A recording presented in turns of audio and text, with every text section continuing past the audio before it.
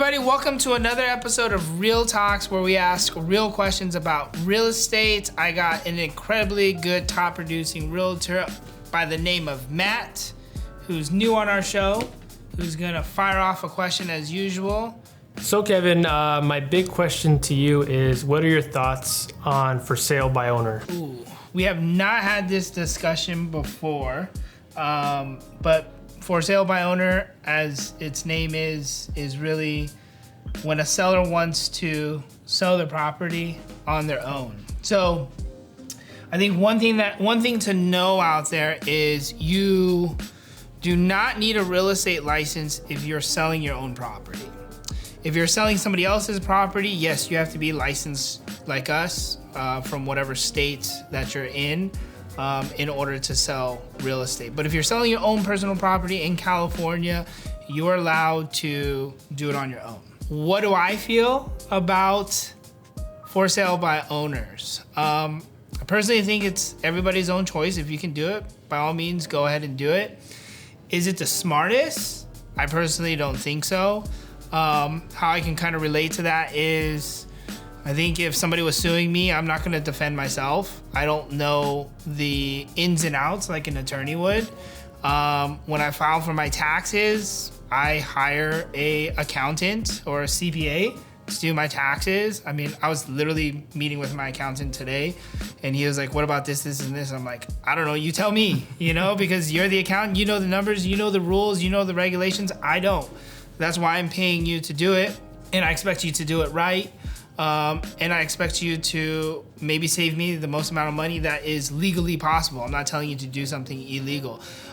It's almost the same exact thing with a for sale by owner. You can almost even picture, like, what if whatever job that you had, what if you had somebody else that was from a different field doing your job? I don't think you would think they're gonna do it as good as you. I'm definitely gonna be biased and say, I don't think a seller is going to be able to do as good of a job as I would. I don't know what you think about for sale by owners. Yeah, I mean, I think you nailed it right on the head. I mean, definitely there are a lot of people who do believe that they could do it, and they could. Mm-hmm. I've seen it done before, and it's doable. But it's like you said, we're professionals for a reason, and that's why we, this is our profession. We do that for a reason, and we want to make sure that we are doing the job correctly, because there are a lot of contracts or a lot of things that go into purchasing and selling a house. So I think that's why we're here. We're that third party, that median party, to go ahead and make sure that the contracts are signed, making sure all parties are in agreement, and ultimately don't cause any confusion between the two. Yeah. I think another question I want to add on to this is, what do you think the benefits or the pros and the cons of for sale by owner? Let's start with the pros. For a seller, I would think, not having to pay, because a big majority of the closing costs or the fees that are going to be associated with selling is going to be the commission that gets paid out. So yes, they're going to save that much money because they don't have to pay for agents. Yeah. The other pros, I would probably say, they get to do it on their own terms, because maybe they're control freaks. I have no idea. What else could be a pro? I personally don't see a whole lot of pros. The cons, I could probably give you guys a huge laundry list of cons. Number one is, I don't think you're gonna maximize the sales price, meaning I don't think you're gonna get top dollar. Why I say that is because in real estate, it's all about exposure. So if I'm gonna go to a seller, I'm gonna say, what is the biggest concern for you? Or what is the biggest thing you want to achieve by selling a house? Majority of the people are gonna say, I want top dollar. I want the most money in my pocket. I completely agree. So if you were to market the property yourself, how are you going to expose the property to the marketplace? Majority of them are probably gonna what? I'll put a for sale sign in the front, I'll put an ad in the newspaper. You're only working with a small market. Probably 5%. Probably.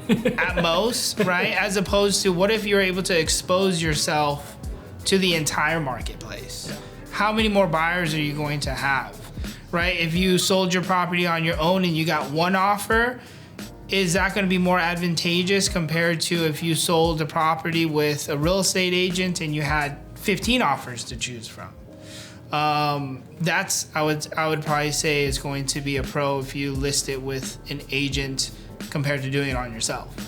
The other thing is there are a lot of paperwork that comes along with a real estate transaction. I think most people just think put a property onto the market, put a for sale sign out there, and boom, buyers just come. That is part of the process, but how do they come? How do you identify the right buyer? Like what's required with the paperwork? Like who puts the contract together? We have forms that we've been using for I don't know how long that get continuously updated and revised based off of things that are going on in the marketplace or new laws that are changing, things that can change really drastically because, if you just put a offer on a piece of paper, like what if your buyer decides they can't get a loan?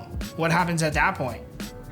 Is there even a deposit that gets put into escrow? What if the buyer just all of a sudden just says, I want to cancel? Like, is that explained precisely in the contract? Like our contracts are going to have all the finite details laid out into it, and the agent's role is to educate everybody as to how the contract works, right? Who's going to write that contract? Are you going to write it up yourself? Do you know how to write up a legal document? Are you going to hire an attorney to do that? If you hire an attorney, how much is that going to cost? Is that going to save you money or is it not going to save you money? Yeah. There's other things as to like the disclosures that are required. There's some statutory disclosures, meaning they have to be done with a real estate transaction, regardless of who's selling it. Then there's additional disclosures that we have to protect a seller because it's all about disclosure when you're selling your property. Did you disclose all the material facts? And if you didn't, now is that recourse for a buyer to come after you once they do find out about it? Plus, on top of that, extra layer of protection is, make sure the agent that you use has E&O insurance. And make sure that they have a good policy because if I do mess up, guess what? Sue me, right? I hope you don't sue me. I hope I don't mess up, but that's an additional insurance policy because that was the agent's responsibility. We hold ourselves to a standard of care where we don't want to make any mistakes, but if we do make any mistakes, just like any other industry, doctors have malpractice insurance, we have E&O insurance, businesses have like liability insurance. There's insurance to cover us in the event because nobody is perfect. Knock on wood, 16 years I haven't been sued. I hope that continues for my career, but that is another extra layer of protection because if not, let's say you sell it on your own, something happens, guess what? That buyer is going to sue you directly as a seller. Guess what you're going to have to do at that point? Hire an attorney. You're going to have to pay attorney fees. So is that worth it for saving the commission that you are going to have to pay out to an agent? And then I think the other biggest thing is can you get top dollar for your house with minimal exposure? Maybe you can, maybe you can't. I don't know. You have anything else? What a lot of people don't realize is that us as licensed agents and realtors, we have a resource pool that other people don't know about. Correct. As far as getting comparables, that stuff can be pulled off public websites and stuff like that, but I don't think they really know what we really do as far as the background of listing these homes and what the prices are going to be, because I have seen a lot of homes do that are for sale by owner and they sell for $30,000, $20,000 less than what they're actually valued at because they don't have that resources of what's going on in the market. But I think ultimately marketing is a big portion, and I think you really touched on that really well. Cool. Awesome. Well, appreciate you guys all listening in. Thank you for watching this episode. If you have any questions, comments, concerns, you know what to do. Leave a comment below, and we'll see you at the next episode.